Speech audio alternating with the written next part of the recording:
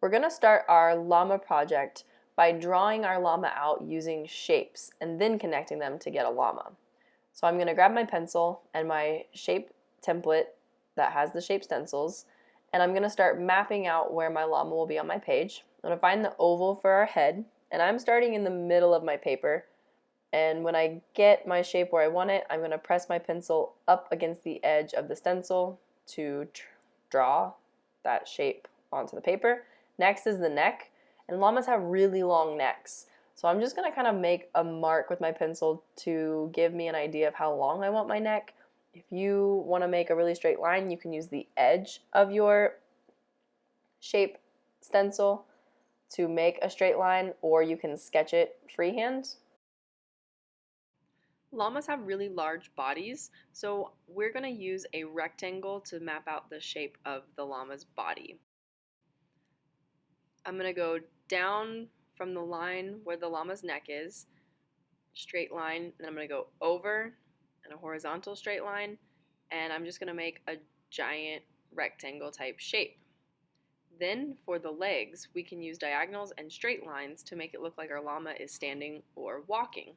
I'm going to do a diagonal line down and then over, and use a zigzag for the llama's foot. And then I'm going to switch to a straight line. Remember, your legs do not have to look like mine. I'm choosing to make mine look like my llama is in the middle of walking.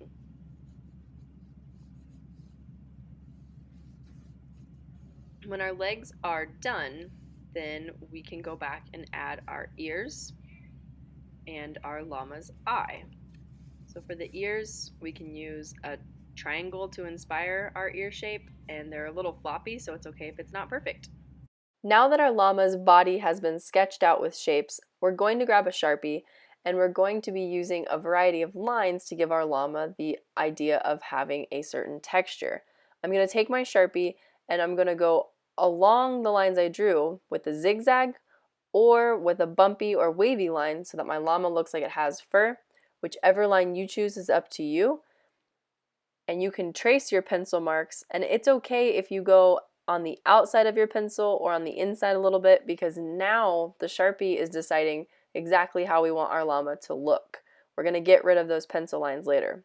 I'm not going to make my zigzag super boxy or a rectangle. I'm going to curve it around as I reach the corners so that my llama's body does look a little more realistic instead of going just straight down like my llama is a full box. But as we saw, our llamas are really long and their bodies are really big.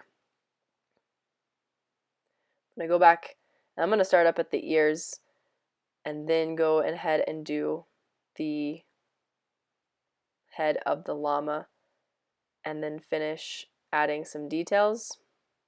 Get the nose in, color it in with the Sharpie, and then next I'm going to do the eye. I'm going to use a circle. You can make your llama's eye however you would like, that's your artistic choice.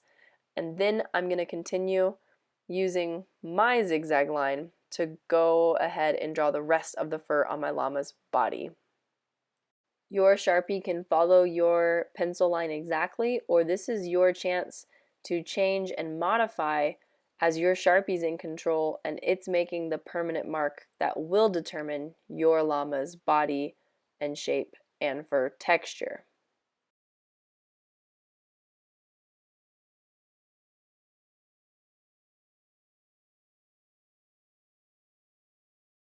Alright, the moment I know we've all been waiting for. We can finally grab an eraser to clean up our drawing and get rid of all of those pencil marks that we don't want to see anymore. Our Sharpie lines are the only thing that should be on our paper in this stage of our llama project.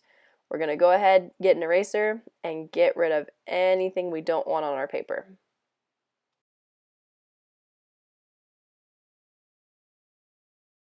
Now it's time to get the oil pastels out so we can give our llama color and make its fur look more furry. Now llamas come in colors that are neutral, so in different shades and tones of white, browns, and blacks. So we can use any of those oil pastels, and you can pick whichever one you want to pick: light brown, dark brown, white, mix it with some brown, maybe black. that's up to you. Picking which color you want your llama is one of your artistic choices in this project. Make sure that when you're using your oil pastel, you're pressing pretty firmly, not super hard, but enough to get the pastel all in the spots that you want to add color. Make sure you're taking your time as you go around the parts that are a little bit smaller and filling in all the spaces with whatever color you choose. Remember, when we're coloring, we don't want any bald spots or any gaps of the areas that we are filling in. I am in super speed motion for helping move along in this video, so make sure you're taking your time and doing your best work. Now that we've finished our llama, it's time to add detail to the background.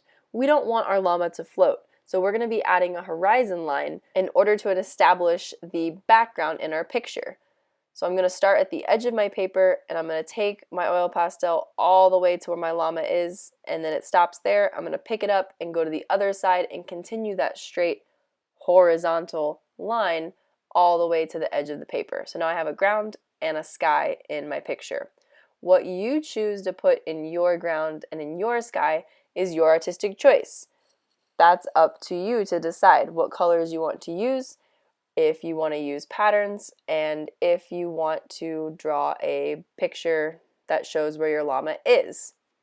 Art tells a story, so tell your llama's story by deciding what will be in your background.